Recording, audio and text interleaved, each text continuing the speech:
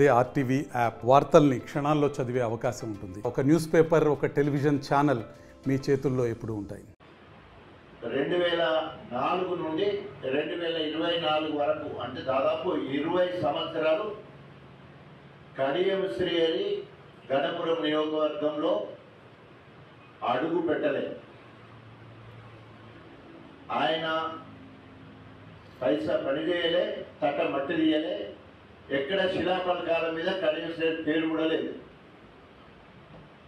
ఇంకా పరాకాష్ఠ ఏంటంటే 2015 ఆయన డిప్యూటీ సీఎం అయిన జనవరి 25వ తారీఖు నుండి 1923 ఫిబ్రవరి 27వ తారీఖు వరకు గణపురం నియోజకవర్గంలో ఎక్కడ కూడా లిటరల్లీ అడుగు కూడా పెట్టలేదు. ఎందుకంటే అది కేసీఆర్ గారి ఆదేశం, గణపురంలో అడుగు పెట్టొద్దు అనేది కేసీఆర్ గారి ఆదేశం.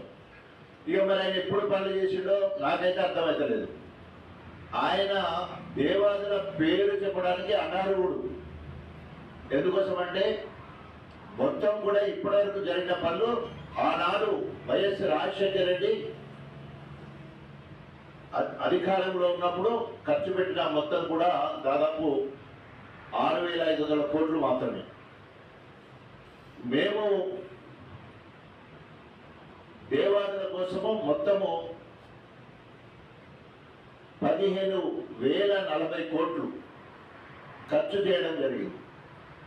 మొత్తం కలిసి 90% పనులన్నీ కూడా టీఆర్ఎస్ సాయంలోనే టీఆర్ఎస్ ప్రభుత్వం కేసీఆర్ గారి నాయకత్వంలో రీడిజైనింగ్, రీఇంజనీరింగ్ చేసి బీఆర్ఎస్ ప్రభుత్వము మంజూరు చేసి త్వరితగతిన పనులు పూర్తి చేయడం కూడా జరిగింది. లేదా ఇప్పుడే నేను శంకుస్థాపన చేసినాను అనుకుంటే 2022లో పని మంజూరైంది. జీవో వచ్చింది 2022, ఇది 25. అంటే 3 సంవత్సరాల పనులకు సగం పనులు అయిపోయిన తర్వాత, కాలువ నిర్మాణం దాదాపు 6-7 కిలోమీటర్లు అయిపోయిన తర్వాత ఇప్పుడు శంకుస్థాపన చేయడం అంటే సిగ్గుచేటు, నవ్వుతారు. ఇది వినేదంటే ఎవరైనా నవ్వుతారు. తర్వాత కింద 3 లిఫ్టులల్లో, ఒకటేమో 104 కోట్లలో 3 లిఫ్టులలో 13 కోట్లకు సంబంధించిన ఒక లిఫ్ట్, అది నష్కల్ ఉప్పుగల్ దగ్గర లిఫ్ట్ ఉంటుంది. ఆంచెల్లి ధర్మపురం, పైకి వంగాలపల్లి, కిందికి పోతే మనకు ధర్మపురం కాంచెల్లి మల్లకపల్లి, అక్కడి నుంచి వెంకటాపూర్, మా అవతల కూడా వెళ్తే కానీ మనకు సంబంధం లేదు. వెంకటాపూర్ వరకు రావాలి. కష్టపడి తీయలేదండి. నిజంగానే కడియం శ్రీహరి దేవాదుల కోసమే ఉంటాయి. కడియం శ్రీహరికి గణపురం నియోజకవర్గ రైతులు, ప్రజలు వాళ్ళ గురించి ఆలోచిస్తుంటాయి. మరి ఇప్పటి వరకు మంజూరు అయ్యేప్పటికీ అది కూడా 2022లో మంజూరు అయిన పని జనవరి 27వ తారీఖున మంజూరు అయింది. టెండర్ అయిపోయింది. 1 సంవత్సర కాలంలోనే పూర్తి చేయాలి. మరి ఇది వచ్చి ఇప్పుడు 20 నెలలు కాంగ్రెస్ పాలన వచ్చి తట్ట మట్టి ఎందుకు తీయలే నువ్వు? 3rd లిఫ్ట్ 104 కోట్లలో భాగమైన ఉప్పుగల్లు నష్కల్ దగ్గర రిజర్వాయర్ మీద లిఫ్ట్ ఇప్పటి వరకు తట్ట మట్టి ఎందుకు తీయలే నువ్వు? సో ఈ రకంగా ఏది చేయకుండానే గోబెల్స్ ప్రచారం చేసి గణపురానికి ఏమో చేసిందని చెప్పుకునే ప్రయత్నం. ఈ సంవత్సర కాలంలో దేవాదుల పనులు పూర్తి చేస్తాం. ఉన్న పని ఎంత? 10%. 90% పనులు అయిపోయినాయి. 10% పని మాత్రమే మిగిలింది అక్కడ. ఇప్పుడు నేను చెప్పిన మన గణపురానికి సంబంధించిన ఈ గడ్డి రామారం రైట్ కెనాల్ ఒకటి, తర్వాత కింద ఇంతకుముందు చెప్పినట్టు మన నష్కల్ మీద లిఫ్ట్ ఒకటి, తర్వాత పైన లిఫ్ట్ ఒకటి. ఈ పనులే మన గణపురం నియోజకవర్గాన్ని మిగిలిన పనులు. మిగతాయన్నీ కూడా అక్కడ సజ్జిపూలకు నీళ్ళు వచ్చి సిద్ధంగా ఉన్నాయి. 6th ప్యాకేజీలో 3 మోటార్లు వచ్చి సిద్ధంగా ఉన్నాయి. కడియం శ్రీహరి గారు పోయి ఆగమేఘాల మీద ఉత్తమ్ కుమార్ గారిని తీసుకుపోయి ఆన్ చేయకపోతే ఆ మోటార్లు ఫెయిల్ అయిపోయినాయి, మొరాయించినాయి. Iron leg Kadiyam Srihari. మళ్ళీ తర్వాత ఆన్ చేస్తే పైపులు పగిలిపోయినాయి కదా, దాన్ని ఇప్పటివరకు ముట్టుకున్నది లేదు. పైపులను ముట్టుకోలే, మోటార్లను ముట్టుకోలే ఇప్పటి వరకు. ఎందుకంటే అక్కడ పోతే వాళ్ళు మెయింటెనెన్స్ కింద కాంట్రాక్ట్ లెవెల్ అందరూ పైసలు అడుగుతారు, వాళ్ళకి ఇంతడానికి పైసలు లేని పరిస్థితి. ఏదో చేయబోయి అక్కరాని మీటింగ్లు పెట్టుకుంటూ ఏదో కార్యక్రమం చేసి ఉండక వ్యక్తిగత విమర్శలు చేస్తూ ఉంటాడు. మొత్తం 15 ఏళ్ళు ఆడిళ్ళు, పాడిళ్ళు, ఎగిరిళ్ళు, దునికిళ్ళు, తిన్నరు, తాగిళ్ళు, కష్టం చేస్తాడు. తెలంగాణ సంస్కృతి కష్టాన్ని మర్చిపోయడానికి ఎగురుతారు, దురుకుతారు, ఆడతారు, పాడతారు, తింటారు, తాగుతారు. చేసిన కష్టాన్ని మర్చిపోయేటప్పుడు ఏ ప్రోగ్రాం, ప్రభుత్వ కార్యక్రమాలు, అది ఏ కార్యక్రమం అయినా కూడా ఒక పండుగలాగా చేసుకున్నాం మేము. ఎస్, ఎన్ని పనులని చెప్పాలా నీకు? దానికి వినూతన కార్యక్రమం గణపురంలో చేపట్టినాం. ఊరికి కేసీఆర్ బీఆర్ఎస్ సంక్షేమాలు ఇంటింటికి. తాటికొండకు నీళ్ళు ఇచ్చినాం, తర్వాత మీదికొండకు నీళ్ళు ఇచ్చినాం, కొత్తపల్లికి నీళ్ళు ఇచ్చినాం, చాగాలకు నీళ్ళు ఇచ్చినాం, రాఘపురానికి కూడా నీళ్ళు ఇచ్చినాం. డైరెక్ట్ క్వశ్చన్, మరి నిన్న పోతరాజు గండి దగ్గర నువ్వు ఎలుగబెట్టింది ఏంది? నీ బినామీ, నీ కాంట్రాక్టర్, సబ్లీస్ ఇప్పించిన నీ బినామీ, అండర్లైన్ చేస్తున్నా, తాటికొండ గ్రామానికి సంబంధించిన నీ బినామీకి డబ్బులు ఇప్పించడం కోసం సబ్లీన్ తెప్పించి ఆయన ద్వారా ఈయన కమిషన్లు తీసుకోవడానికి పెట్టుబడి పెట్టి మరి కడియం శ్రీ బినామీగా తాటికొండ వాసి అక్కడ పనిచేయడం జరిగింది. ఆయన కోసమే నిన్న ఆగమేఘాల మీద అక్కడికి పోయిండు. తర్వాత రాంపూర్కు సంబంధించిన ఇంకో బినామీ, ద్వారా బీటీ రోడ్లు, సిసి రోడ్లు, తర్వాత కల్వర్ల మీద బ్రిడ్జ్ కట్టడానికి ఇంకో బినామీని వాడుకొని, దయచేసి ప్రెస్లో రావాలని చెప్తున్న 3 బినామీలు. మొత్తం ఈరోజు పనులన్నీ కూడా వారికి అప్పచెప్పడం జరుగుతుంది.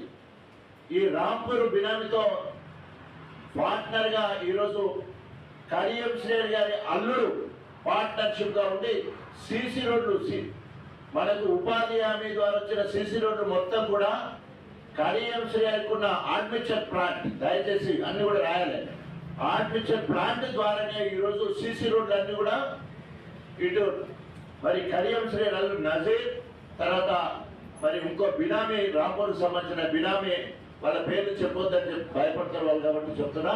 సో వాళ్ళ ద్వారా ఈరోజు ఎక్కడ పనులు జరిగినా, మేకలగడ్డ దగ్గర బ్రిడ్జి కావచ్చు, అదేవిధంగా అక్కడ కుందారం దగ్గర బ్రిడ్జి కావచ్చు, తర్వాత ఇప్పుడు వస్తున్న సిసి రోడ్డు మొత్తం కూడా డైరెక్ట్గా అక్కడక్కడ పర్యవేక్షించడానికి కూడా కడియం శ్రీ అల్లుడు పోయి మన ఎక్కడన్నా గ్రామస్తులు ఏదన్నా అడ్డుపడేది ఉంటే అక్కడ పోయి సంజాయించి రావడం జరుగుతుంది.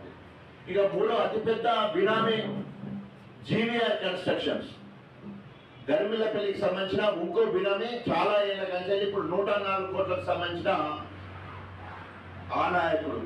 పనులు కాకముందే లింగంపల్లి రిజర్వాయర్ నుండి 6 కోట్లు వసూలు చేసిన కడియం శ్రీ అని. ఈరోజు కడియం శ్రీని ఒక అవినీతి తిమింగలం, తనకు తానే నేను నీతివంతుడని చెప్పుకుంటాడు. దీన్ని తీవ్రంగా ఖండిస్తున్నాం. ఈరోజు కడియం శ్రీని కోట్లకు ఎదిగింది కాబట్టి ఆయనను దళిత దొర అంటాడు. ఆయన గణపురానికి చేస్తున్నది సేవ కాదు, గణపురానికి దొరతనం చేస్తా ఉన్నాడు. 17 ఏళ్ళ ఎమ్మెల్యేగా గణపురానికి పెద్ద జీతగాడుగా, పెద్ద నీలటోడిగా పనిచేసింది నేను. గణపురానికి దొర కడియం శ్రీ అయితే గణపురానికి పెద్ద జీతగాడిని నేను, పెద్ద ఆలేరు నేను, లేదా పెద్ద నీరెడ్డి వాడిని నేను. కేసీఆర్ పొలాలు అని ఒక చక్కటి కార్యక్రమం ఏర్పాటు చేసుకొని తిరుగుతున్నాం.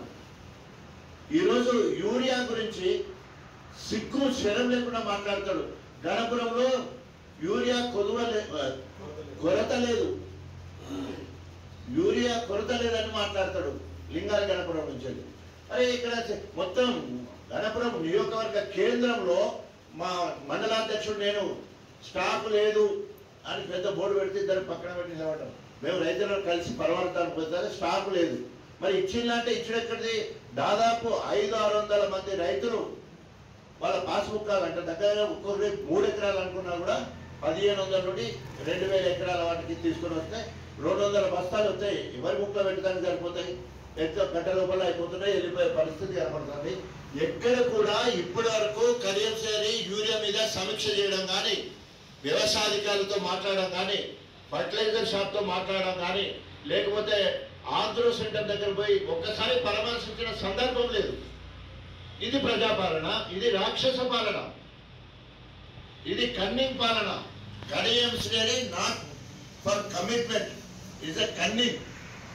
ఆయన ఏదైనా కమిట్ అయితే, ఎవరైనా వచ్చి కమిట్ అయితే, ఇలా 3 కాంట్రాక్టర్లు కమిట్ అయిన్లు 20 నుండి 30% ముందు వాళ్ళకి బిల్లు రాకముందే వీళ్ళకి పైసలు ఇస్తేనే ఈరోజు ఆగమేఘాల మీద ఉడకని బోదిన్నట్టు అక్కడ పని పూర్తి కాకముందే నిన్న ప్రారంభోత్సవం చేసిండు. దీనికి వివరణ ఇవ్వాలి. లేకపోతే వచ్చే 14వ తారీఖు కురుచపల్లి నుంచి వెళ్ళి పూతరాజు గండి వరకు పాదయాత్ర చేస్తాం. పనులు ఎక్కడి వరకు కావాలో నువ్వు చేయలే చూడు. 29 కోట్లలో ఈ పెద్ద ఊళ్ళోకి రావాలని చెప్పి అక్కడ ఉన్న రైతులందరినీ కూడా వారితో కలుసుకొని పోతారండి. యువతల వాళ్ళే మీకు రైతులా, అవతల వాళ్ళు రైతులు కాదా? నీ ఏమంటారు దీనికి? ఈ సవితి తల్లి ప్రేమ ఏంటి? కడియంసేరికి సవితి తల్లి ప్రేమ ఏంటి? కుర్చబిల్లలు, గోవర్ధనగిరిలు, పక్కనున్న కోమలలో, రాఘవపురము రైతులు ఏమన్నా నీకు శత్రువులా? అదేవిధంగా పాక్షికంగా చాగలలో కానీ లేకపోతే పైన రాఘవపురంలో నీకు ఏమైనా శత్రువులా? ఎన్నిసార్లు మొత్తుకున్నా కూడా గోబెల్స్ ప్రచారం చేసి మాట్లాడడం తప్ప ఆయన గణపురానికి చేసింది శూన్యం. కడియంసేరి మార్కు గణపురంలో ఏదంటే ఏది కూడా లేదు. దయచేసి కడియంసేరి మార్కు ఏంటి అంటే ఇక్కడి నుంచి పదవులు పొందడమే ఆయన మార్కు. గణపురంలో ప్రజలను మోసం చేయడమే ఆయన మార్కు. మసిబూసి మారేడుకాయ చేసి ఆయన కోట్లకు పరిగెత్తడమే ఆయన మార్కు. ఈరోజు గణపురాన్ని నిండా ముంచి తన బిడ్డకు రాజకీయ లబ్ధి కోసం గణపురం ప్రజల మనోభావాలతో ఆడుకొని ఈరోజు గణపురం ప్రజల ఆత్మగౌరవం మీద దెబ్బగొట్టి అప్రజాస్వామికంగా రాజ్యాంగానికి వ్యతిరేకంగా గెలిచిన పార్టీ బీఆర్ఎస్, సభ్యత్వం ఉన్నది బీఆర్ఎస్ పట్ల, సిగ్గు శరం లేకుండా సంవత్సరం కిందనే నేను కాంగ్రెస్ పోయినని చెప్పడం, దాన్ని ఇప్పటి వరకు కూడా స్పీకర్ పరిగణలోకి తీసుకొని ఆయన మీద తక్షణమే చర్య తీసుకోవాల్సి ఉంటే ఇంకా ఆయన తీసుకోలేదు. వెంటనే ఆయన మీద చర్య తీసుకోవాలని డిమాండ్ చేస్తూ, నీకు ప్రజాస్వామ్యం మీద, నైతిక విలువల మీద లేదా రాజ్యాంగం మీద గౌరవం ఉంటే వెంటనే రాజీనామా చేయాలి కడియంసేరి. లేకపోతే గణపురం నియోజకవర్గ ప్రజలు నిన్ను తరిమి కొట్టే రోజులు ఎంతో దూరం లేదని హెచ్చరిస్తూ సెలవు తీసుకుంటాం. జై Telangana. For latest updates on India-Pakistan tensions, download RTV Live app.